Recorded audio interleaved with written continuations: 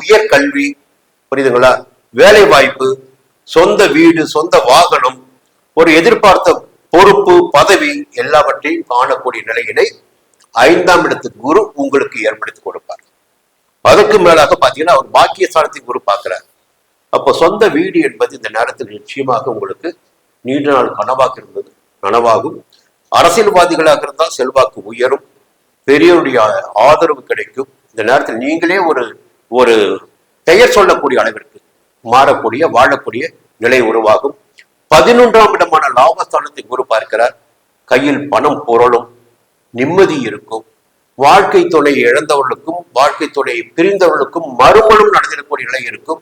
ஒரு சிலருக்கு பார்த்தீங்கன்னா வாழ்க்கை துணைக்கு அப்பாற்பட்ட ஒரு நட்பு ஏற்படுத்தவும் 11ஆம் இடத்தை பார்க்கின்ற குரு ஏற்படுத்தி கொடுப்பார். இது எல்லாமே கிரகங்கள் செய்கின்ற வேலைகள் தான், நாம எதுவும் செய்யறதே கிடையாது.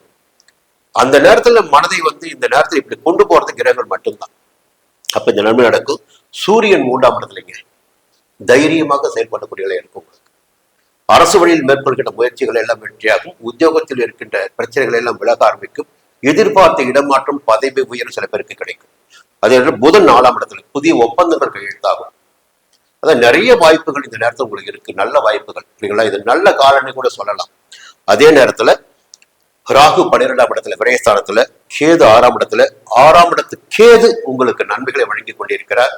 எத்தகைய நிலையிலும் வாழ்ந்திடக்கூடிய நிலையினை 6ஆம் இடத்து கேது வழங்குகிறார். உடல்நிலையில் ஒரு நல்ல நிலையினை கேது வழங்குகிறார். எதிர்ப்பு, வம்பு, வழக்கு என்ற இடத்தை எல்லாம் கொஞ்சம் நீக்கிட்டு நீங்க நல்லபடியா இருக்கிறதுக்கு கேது வழிகாட்டிட்டு இருக்காரு. செவ்வாய் 2ஆம் இடத்தில் ஆட்சியாக.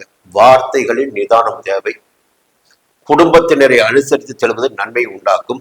வார்த்தைகளால் பிரச்சனை ஏற்பட வாய்ப்பு இருக்கிறது, வேற எந்த பிரச்சனையும் கிடையாது. அனுசரித்து செல்வதால் எல்லாவித நன்மைகளும் நடக்கும். பொதுவாக மற்ற வாரங்களை விட இந்த வாரம் உங்களுக்கு யோகமான வாரம். மீண்டும் அடுத்த வாரம் சந்திக்கிறேன். நன்றி, வணக்கம்.